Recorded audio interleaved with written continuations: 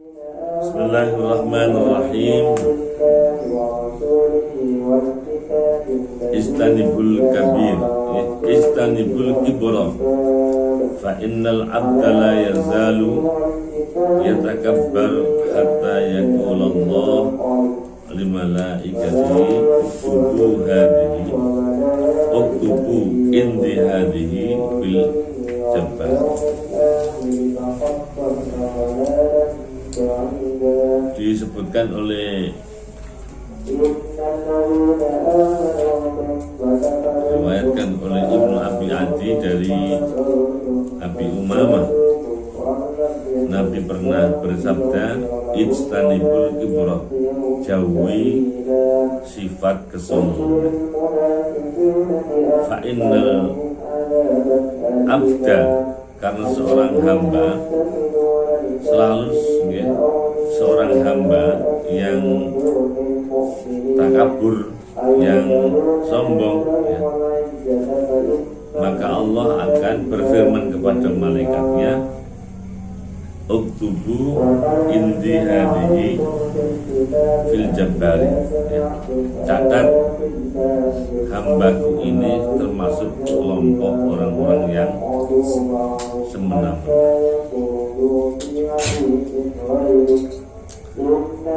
Berikutnya Nabi kita Muhammad SAW pernah bersabda, ij'alu akhir sholatikum, ij'alu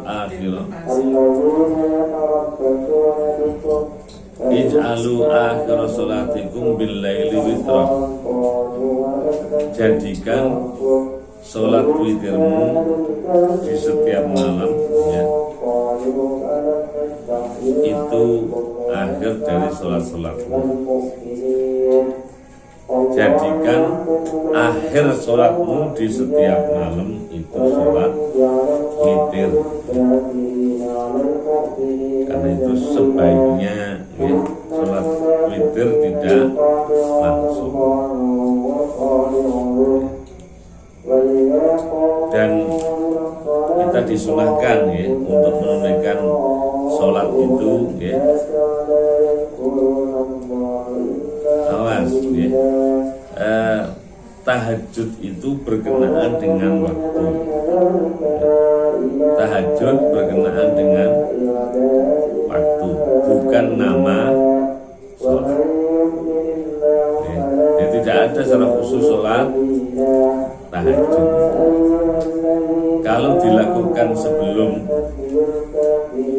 tidur namanya qiyamul lail. Kalau orang melakukan setelah tidur namanya tahajud. Paham, ya? Nah, diperkenankan orang sholat setiap malam, sholat hajat, sholat tasbih, ya, misalnya. Jadikan yang terakhir sholat witir. Itu artinya witir itu bagi Kanjeng Nabi wajib. Sholat witir itu bagi Kanjeng Nabi wajib. Bagi umatnya sholat witir itu sunnah muakkadah. Karena itu diusahakan jangan sampai tidak witir. Karena dijelaskan kesuksesan Nabi itu sesungguhnya bisa direkonstruksi. Kesuksesan Nabi itu bisa diulang. Artinya Nabi, seorang Nabi itu tidak dimanjakan begitu saja tanpa ada upaya-upaya. Nabi itu juga usaha-usaha bagaimana menjadikan hidup itu menjadi lebih baik. Satu di antara agar hidup itu berkah, maka dengan sholat witir. Nah, sholat witir ini boleh dilakukan langsung ketika orang setelah sholat sisa. Tadi saya bilang idealnya dilakukan malam hari, karena mungkin rasa kantuk yang tidak keluar dan tidak bisa memastikan nanti bangun atau tidak, akhirnya yang bersangkutan ini sholat witir sebelum tidur.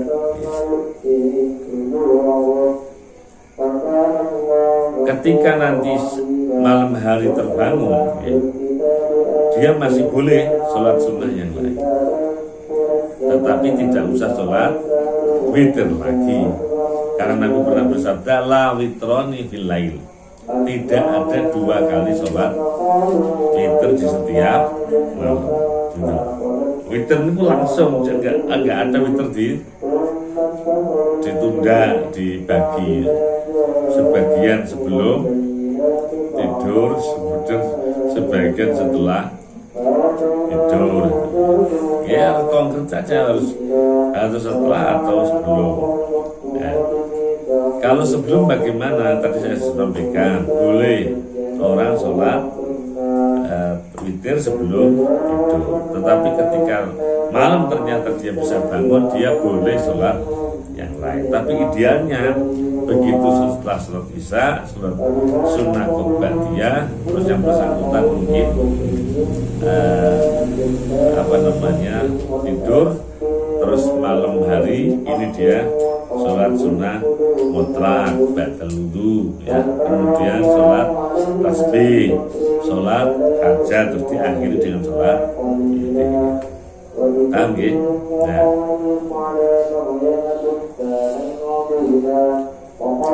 Ij'alu min sholatikum fi buyutikum wa la tattakhiduha qubura. Hadis diriwayatkan Imam Bukhari ini, Nabi pernah bersabda, jadikan sholatmu di rumah, ya, dan jangan jadikan rumahmu laksana kuburan. Dalam hadis yang lain disebutkan, nawwiru buyutakum bis sholati wa qiraatil Qur'an. Terangi, ya, rumahmu dengan sholat dan membaca Quran. Karena itu ini sebagai pengetahuan bagi sampean nih, kalau perempuan sesungguhnya di rumah jauh lebih afdal. Boleh di masjid jika alasannya itu in aminatil fitnah, jika tidak ada fitnah. Ya, jadi niat orang datang ke masjid itu ibadah. Kalau kemudian yang bersangkutan mendadak itu, ya, mendadak lihat ini, mendadak itu, ya, ini bisa menghilangkan, ya, dalam tanda petik kekhusyuan, keikhlasan, ya, orang menunaikan sholat, ya, di masjid. Ya. Jadi kalau tidak mungkin ya di rumah lebih baik. Jadi sholat qobliyah, ya, itu idealnya di rumah. Plus sholat ba'diyah ba'dal Jumat itu di rumah. Jadi kalau orang mau sholat adzan, kemudian sholat sunnah mutlak, kemudian sholat sholat ba'dal wudu itu, kemudian sholat qobliyah, baru kemudian berangkat ke masjid. Masjid tersisa sholat tahiyatul masjid. Itu kalau masjid. Kalau musola nggak ada tahiyatul musola, dia langsung duduk saja. Intinya itu, jadi beruntunglah sampean karena terpaksa rumah di mana sampai nanti ada itu akan selalu diterangi dengan Quran, karena kewajiban moral terus untuk kewajiban moral sama untuk menjaga Quran.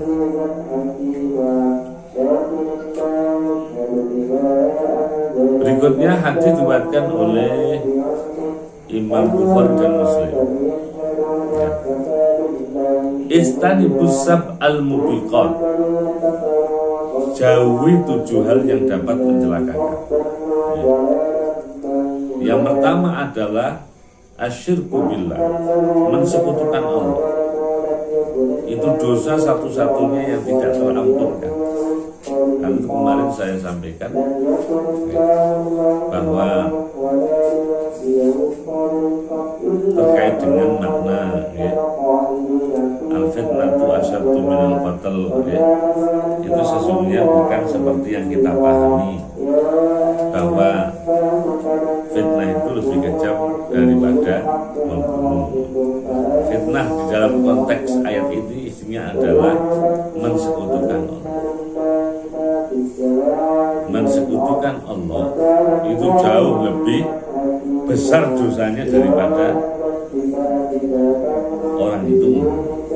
Kalau bunuh masih muslim ya. Kalau sena'udzubillah di neraka itu, kalau man qatala nafsan zakiyatan bi ghairi nafsin ya, terus muta'ammidan membunuhnya sengaja, itu bisa jahanam ya. Kalau orang di jahanam tapi dia muslim, pastikan satu waktu dia akan keluar dari neraka, tetapi nggak bisa kita perkirakan berapa lama dia di neraka. Tapi kalau orang syirik itu selama-lamanya dia akan di neraka. Yang kedua sihir ya. Dari sihir ini berbahaya ya, karena bisa orang datang ke rumah dukun gitu ya, itu ibadahnya 40 tahun tidak diterima oleh Allah. Apalagi namanya dukun. Dukun itu kalau udu rukun. Tahu udu? Udu itu bayar gitu ya. Kalau bayar ya rukun. Rukun itu gimana maksudnya? Ya disupport gitu. Ya. Karena memang tujuannya mencari uang, profesi itu. Sihir. Waqat nafsil lati harramahu illa bil haq, dan membunuh orang yang tidak diperkenankan oleh Allah. Yang diperkenankan itu apa? Yang diperkenankan misalnya dalam kondisi perang sabilillah, itu boleh ya. Kalau dalam kondisi begini ya, seperti yang dilakukan oleh Zakia Aini itu, waliyatubillah, terlepas yang sebenarnya terjadi bagaimana, hanya untuk menyebut contoh ya. Maka sesungguhnya ya itu sama dengan bunuh diri ya. Itu tidak termasuk yang hak. Apalagi hari ini kita sedang tidak menghadapi perang. Karena perang yang kita hadapi beda dengan perang yang pada masa tempo dulu ya. Berikutnya adalah aklar riba ya, mengkonsumsi barang riba. Karena itu sampai hari ini masih debatable terkait dengan hukum orang itu hubungan dengan bank. Ada yang memperkenankan karena dianggap masih darurat, belum ada sistem keuangan non bank yang lebih baik ya. Dan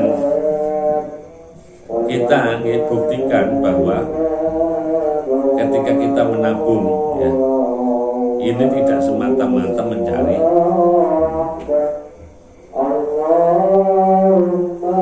itu bisa termasuk kategori yang haram, kecuali nggak ada bank di tempat itu kecuali bank satu-satunya itu. Seyogyanya ya, ini menjadi promosi ya, seyogyanya bank BUMN atau BUMD, badan badan usaha milik negara. Nah, seperti BTN, BRI ya, seperti BCA itu swasta. Jadi kalau nitip uang itu ya, intinya pokoknya jangan sampai ya orang mencari ya, itu nanti khawatir masuk dalam kategori aklar riba. Wa akla malil yatim, dan mengkonsumsi barang anak yatim. Karena itu yang dimaksud ini ya, naudzubillah, seperti yang ada dalam Al-Quran itu, misalnya ada keluarga kemudian kakaknya orang tuanya mendahului ketika anaknya masih kecil-kecil, dan kebetulan misalnya contoh saja nih, bapaknya anak-anak ini itu cukup sukses usahanya, dan ketika dibagi taruhlah anak kecil ini ya dapat bagian 100 juta misalnya ya. Itu bukan berarti sekecil sebanyak itu di usianya yang kecil diberikan kepada anak yatim, maka harus ada yang ambil alih. Siapapun diutamakan keluarganya kalau misalnya kepengen dikembangkan, minimal tidak mengurangi. Jadi kuantitas dana ini tidak terkurangi oleh biaya operasional. Uangnya 100 juta ya, misalnya, kemudian ketika anak ini sudah mulai dewasa ya, sudah berhak untuk memiliki dan mengelola uangnya sendiri, sekalipun itu harus test case, dikasih dulu sekian, kok ada bagusnya tambah sekian itu enggak. Artinya apa? Ketika di waktu seorang itu harus mengembalikan atau menyerahkan lagi kepada barang anak yatim ya harus diserahkan untuk minimal nominalnya gitu ya. Syukur kalau nilai insentifnya juga. Kemarin sudah saya jelaskan tentang nilai nominal dan nilai insentif. Nilai nominal itu yang melekat ada dalam uang itu ya. Jadi apakah uang kertas atau koin itu namanya nilai nominal. Nilai insentif itu nilai fungsionalnya gitu. Oke. Kemarin sudah saya ceritakan itu ya. Di awal-awal saya mondok itu oleh orang tua saya almarhum itu di Wesel dikirim uang melalui pos itu 12.500.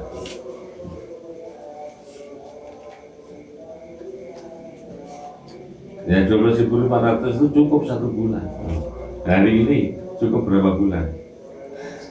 Nah, bisa tidak habis kalau di laminating. Kalau ini di laminating. Makanya hati-hati. Jadi nggak boleh. Kemarin kan sudah saya jelaskan ya, rumah itu menjadi berkah kalau ada anak yatim. Kemarin sudah saya jelaskan, kalau bisa, kalau kebetulan ada anak yatim ya, itu kalau masih ada orang tuanya, ibunya, biar ibunya yang mendidik. Ya. Kalau nggak ada bibinya, pakai itu Pak D, Pak Le, Bule, Bude gitu ya.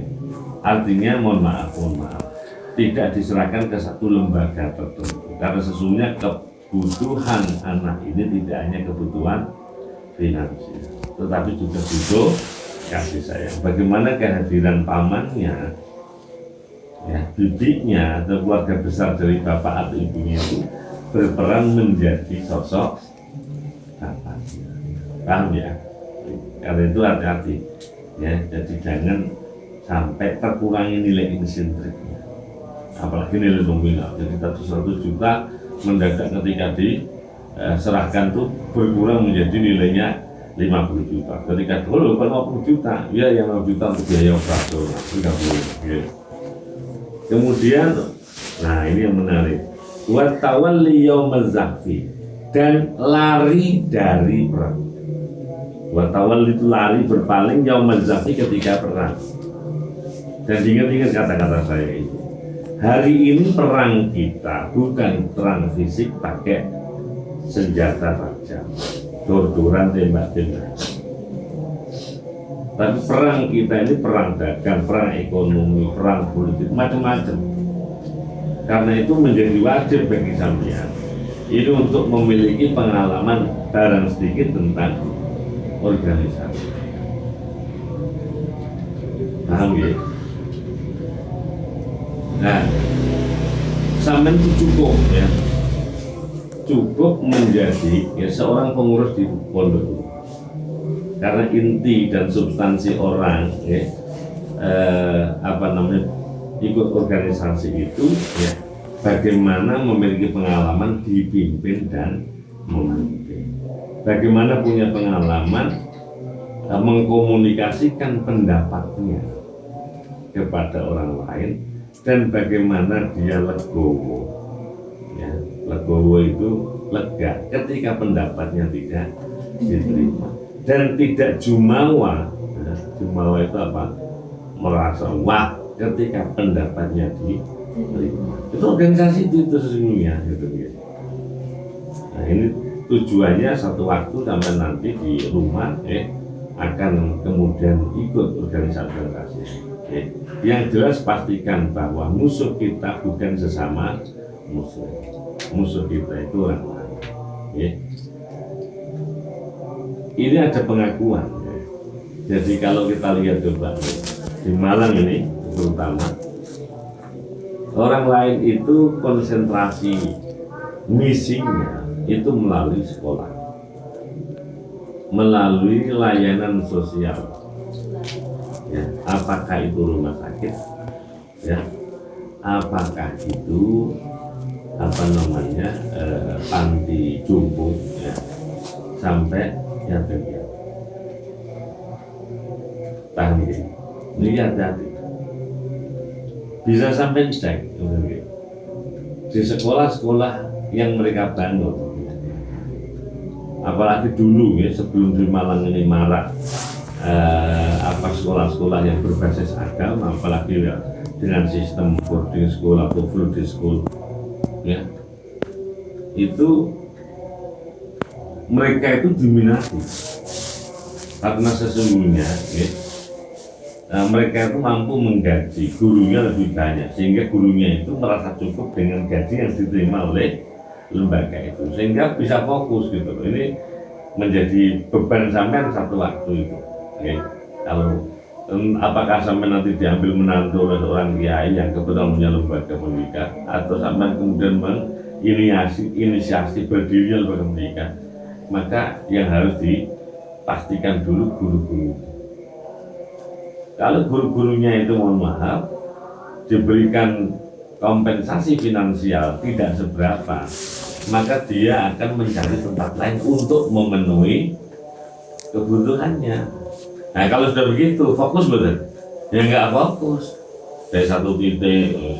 Jadi ngajar itu hanya transfer ilmu, memindahkan apa yang dipahami kepada orang lain. Dia tidak sampai ada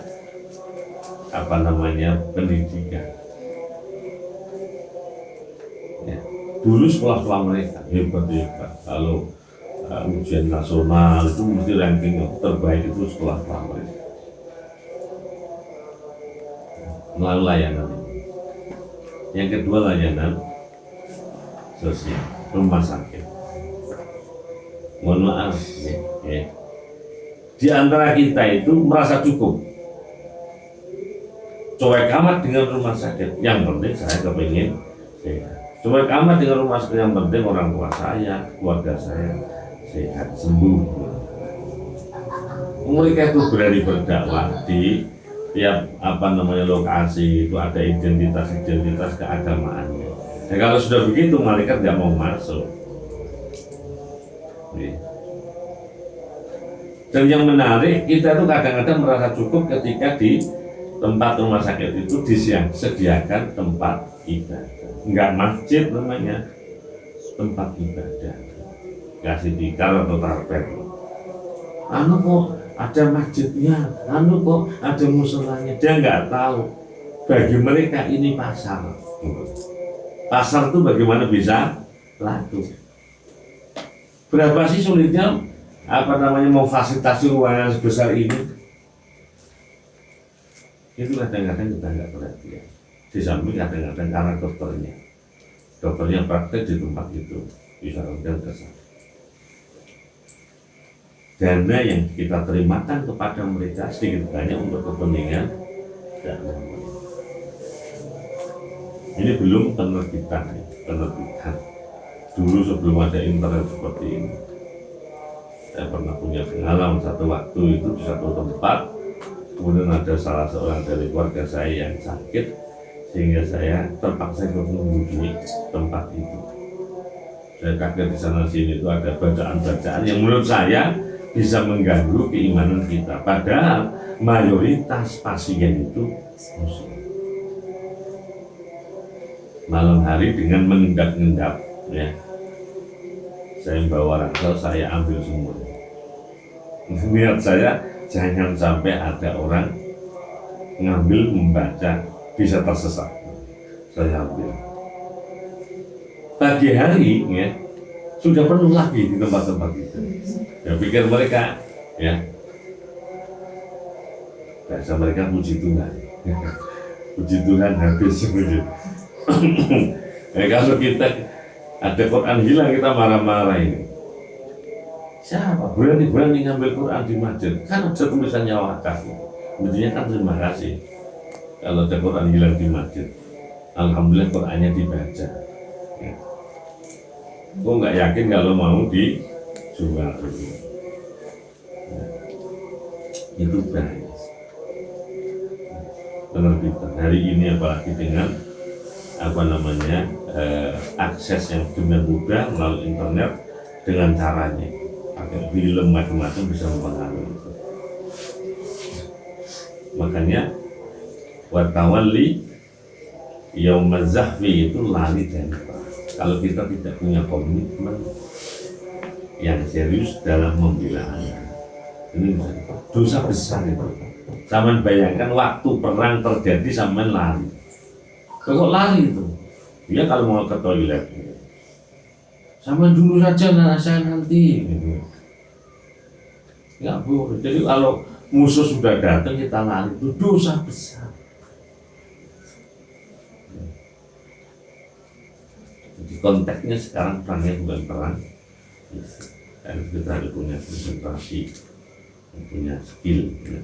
Ini saya dapat ilmu dari guru saya itu tahun 90 waktu ini ilmu ini kita menjelaskan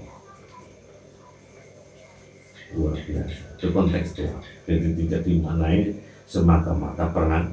Sudah nggak ada perang fisik itu pakai pedang, pakai bambu runcing ya. Sampai yang Jawa terutama saya nggak tahu di Batam, di Sulawesi, di mana Kalimantan ada nggak bambu runcing? Nah, saya ada bukunya di atas saya melihat itu guru pesantren. Sampai akan menemukan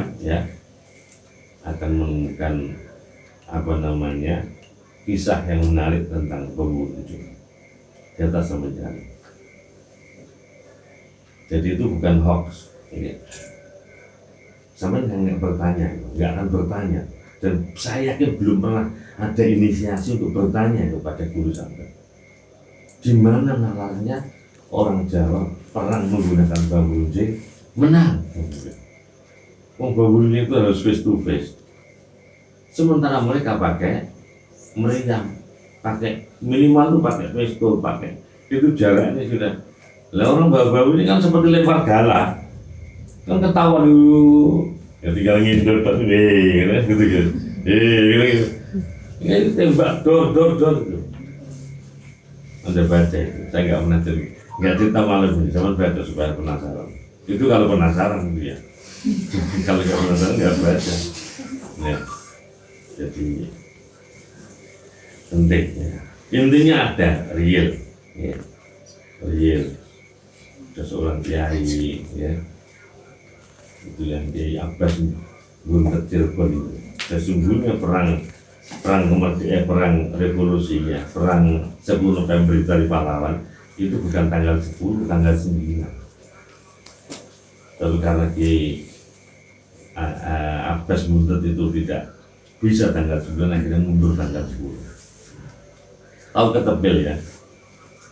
Nalarnya di mana? Kiai Abbas itu ngetepil pesawat Gatun, pesawat juga ketepil. Berapa jaraknya ketepilnya? Ketepil itu berapa jaraknya?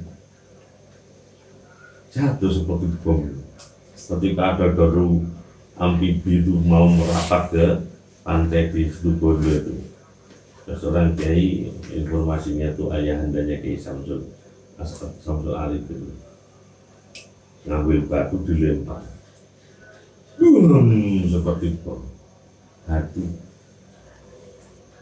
ya, di sebuah desa kecamatan namanya Lasem, Kabupaten Rembang. Itu ada seorang kiai ini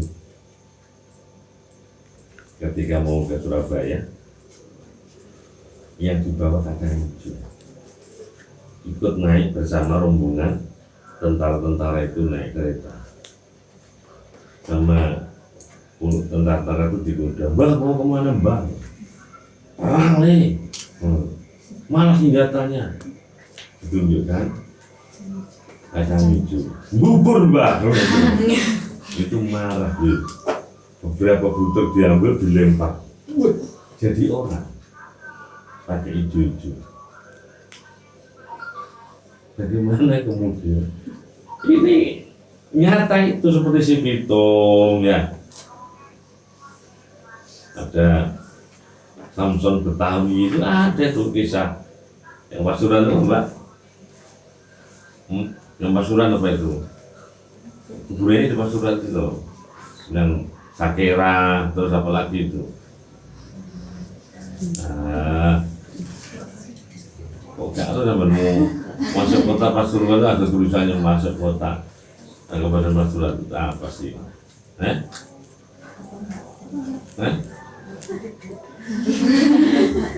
Itu asli Pasuruan ya. Ada tokoh itu ya, yang sampai hari ini juga ada yang bilang ini kuburannya ada yang siapa sih itu? Ada banyak lah tokoh-tokoh begitu atas izin Allah. Tidak, semua tidak bisa dilogikakan. Kemudian waqat fal muhsanatil ghafilatil mu'minat, hati-hati ya. Menuduh perempuan ya, yang lalai, yang mukmin melakukan zina. Jadi Islam itu seolah menghargai privasi seseorang.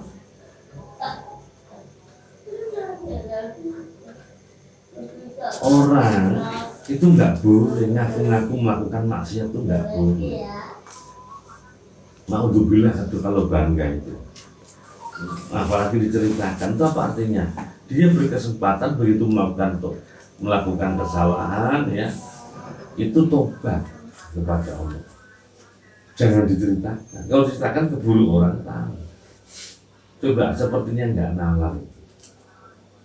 Al-Quran meminta naudzubillah orang melakukan zina, itu saksinya harus 4 minimal. Kecenderungannya orang naudzubillah melakukan zina itu sembunyi-sembunyi. Kalau sampai ada orang 4 tahun itu loh gimana ceritanya? Itu bukan tidak mungkin ada, sangat mungkin ada. Itu kan kalau sampai ada ya, baru kemudian ada sanksi. Kalau tidak ada, maka yang menuduh itu yang kena sanksi. Jadi nggak boleh main lapor Pak polisi, itu di sana saya lihat ada orang zina. Siapa saksinya? Saya sendiri, nggak ada orang lain. Nggak bisa, harus 4 orang. Aneh gitu gitu. Itu apa artinya? Al-Quran itu seolah melindungi siapapun orang melakukan dosa, bersegeralah tobat.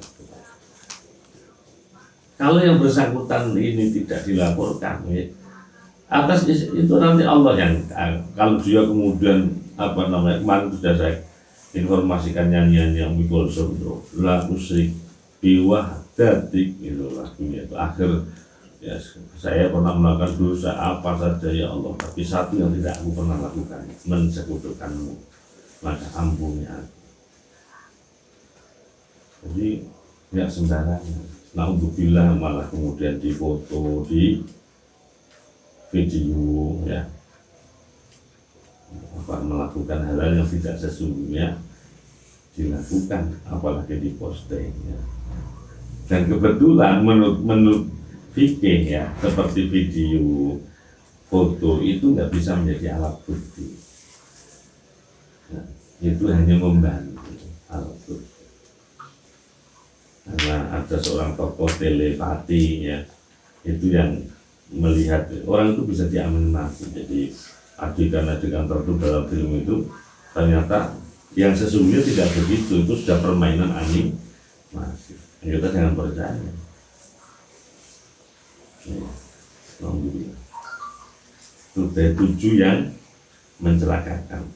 Syirik apa tadi? Sihir, membunuh tanpa hak, kemudian mengkonsumsi barang. Mengkonsumsi itu nggak harus minum lagi, apa saja nggak harus makan.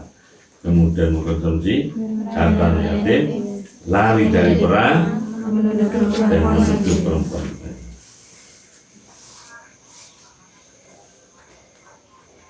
Yang terakhir, ini penting ya. Ahabbul a'mal ilallah adwamuha. Amal yang dicintai Allah Subhanahu wa ta'ala itu adalah yang rutin, yang istiqomah, yang konsisten, yang melembaga, yang melestari, yang tidak hanya sekali dilakukan.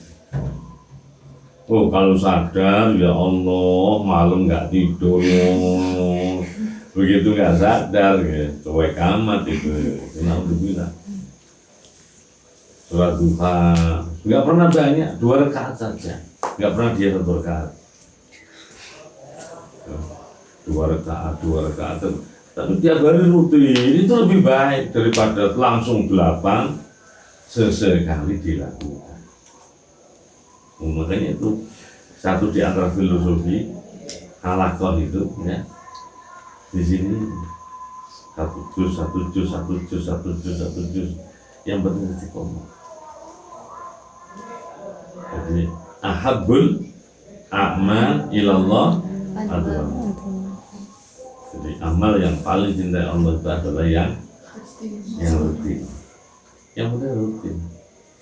Sekalipun tidak jangan. Syukur-syukur banyak itu ya. Ya ini ya itu. Wow, kadang seneng puasa. Tiap hari puasa gitu ya. Kalau tidak sadar ya puasa.